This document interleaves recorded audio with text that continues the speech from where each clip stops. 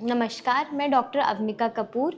मैं एक IVF consultant हूँ जीवा फर्टिलिटी सेंटर पे। तो आज हम बात करेंगे बहुत ही इंपॉर्टेंट टॉपिक पे जिसका नाम है CoQ10। अगर आप फर्टिलिटी प्रॉब्लम से जूझ रहे हैं तो आपने ये वर्ड ज़रूर सुना होगा, CoQ एंजाइम या CoQ10, या आपके डॉक्टर ने आपको प्रिस्क्राइब किया होगा। तो आज हम बात करेंगे कि ये CoQ एंजाइम या ये CoQ एलिमेंट कैसे वर्क करता है, इसके ऊपर एविडेंसेस क्या है, क्या इसके अपने साइड इफ़ेक्ट्स हैं और ये कैसे आपकी बॉडी पे काम करता है। तो CoQ एंजाइम एक एंटीऑक्सीडेंट है जो हमारी बॉडी में ऑलरेडी प्रोड्यूस होता है।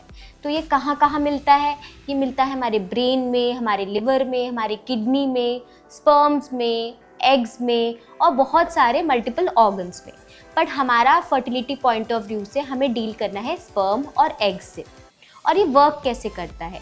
ये हमारे सेल्स पे काम करता है, जो कि स्पर्म्स और एग्स में जितने भी हमारे सेल्स होते हैं जो ओव्यूलेशन मतलब अंडे को प्रोड्यूस करते हैं, स्पर्म को प्रोड्यूस करते हैं, उन सेल पे एक्ट करता है। सेल में एक फैक्ट्री होती है जिसका नाम होता है माइटोकॉन्ड्रिया, जो कि डीएनए को हेल्प करता है, एक्टिवेट करता है सेल को, डुप्लीकेट करता है और हमारे ये सब हार्मोन्स को प्रोड्यूस करता है। उन सेल्स को एक्टिवेट करता है ये CoQ।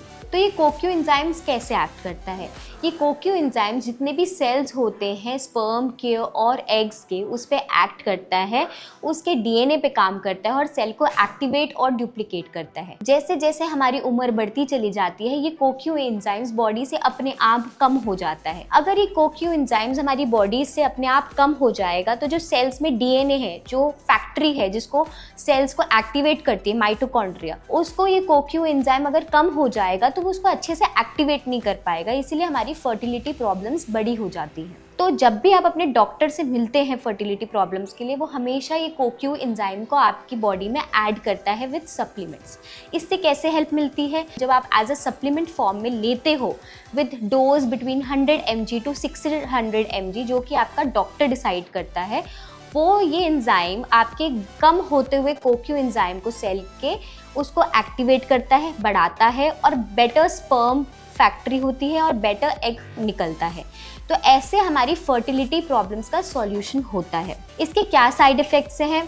इसके बहुत छोटे साइड इफ़ेक्ट्स हैं जिसको आप टॉलरेट कर सकते हो, जैसे इरिटेबिलिटी, हेडेक, वॉमिटिंग जैसा लगता है, कभी कभी चक्कर आ सकते हैं, बट कोई बहुत मेजर साइड इफ़ेक्ट नहीं है। अब इसमें ये देखा गया है कि ये CoQ एंजाइम्स के क्या एविडेंसेस हैं फीमेल फर्टिलिटी पे और मेल फर्टिलिटी पे। जो ये CoQ एंजाइम्स है फीमेल फर्टिलिटी में, इसके बहुत सारे एविडेंसेस हैं। जब हमारे फॉलिकल्स बॉडी में प्रोड्यूस होते हैं, मतलब जो अंडे हैं वो बढ़ जाते हैं, वो एक फ्लूइड प्रोड्यूस करते हैं जिसका नाम होता है फॉलिकुलर फ्लूइड। जब उसको टेस्ट किया गया तो ये पाया गया कि उस फॉलिकुलर फ्लूइड में भी ये CoQ एंजाइम्स हैं उस सेल्स के अंदर।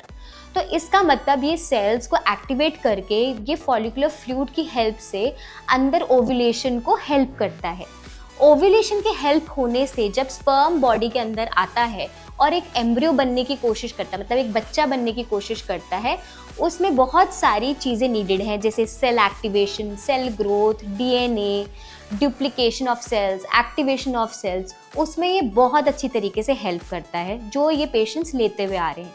तो जब स्टडीज़ हुई और ये देखा गया कि कौन से ऐसे पेशेंट्स हैं जो CoQ लेते हैं और कौन से ऐसे पेशेंट्स हैं जो CoQ नहीं लेते हैं, तो ये पाया गया कि जो पेशेंट्स CoQ लेते हैं उनकी फर्टिलिटी प्रॉब्लम्स कम हो जाती हैं और उनको कंसीव जल्दी हो जाता है। जो मिसकैरेज रेट है, मतलब अगर बॉडी में CoQ एंजाइम कम होता है तो सेल्स बहुत डेड से रहते हैं, तो मिसकैरेजेस रेट बढ़ते हैं और उसकी वजह से हमारी बॉडी कंसीव तो करती है बट वो अबॉर्शन की प्रोसेस की तरफ चली जाती है। तो ये देखा गया है कि जब वो CoQ एंजाइम टेस्ट हुआ बॉडी में तो उन पेशेंट्स में कंसीविंग रेट ज़्यादा थी। ब्लास्टोसिस्ट, मतलब जिन पेशेंट्स में IVF के एम्ब्रियोज बने वो बहुत हेल्दी एम्ब्रियोज बने, वो 5वें दिन तक पहुँचे, जिसको हम डे 5 एम्ब्रियोज बोलते हैं, ब्लास्टोसिस्ट तक पहुँचे। तो इसके लिए बहुत हेल्पफुल था।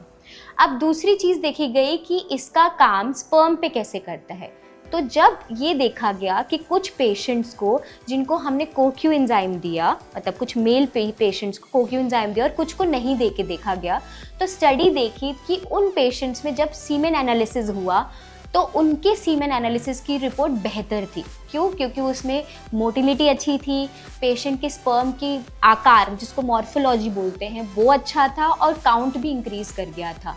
तो वो बेटर बच्चे को प्रोड्यूस करता है, एक हेल्दी एम्ब्रियो बनाता है और अच्छे से उसको ब्लास्टोसिस्ट फॉर्मेशन तक हेल्प करता है।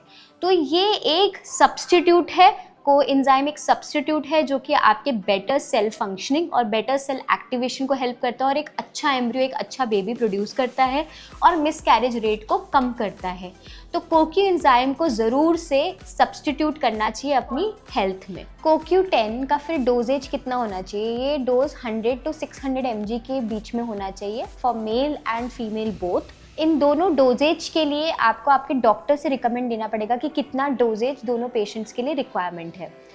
किसी पेशेंट को हम 100 लो डोज भी देते हैं, किसी को 300 भी देते हैं और किसी को बहुत रिक्वायरमेंट है तो हाई डोज भी देते हैं, चाहे वो मेल हो चाहे वो फीमेल हो। तो कुछ ऐसी मेडिसिन हैं जो आपकी ओपीडी में आपके डॉक्टर्स आपको लिखते होंगे, अल्ट्रा क्यू या कोई भी ब्रांड के नेम्स की, जिसमें CoQ10 है, 300, 100 और डबल डोज में भी ये दिया जाता है।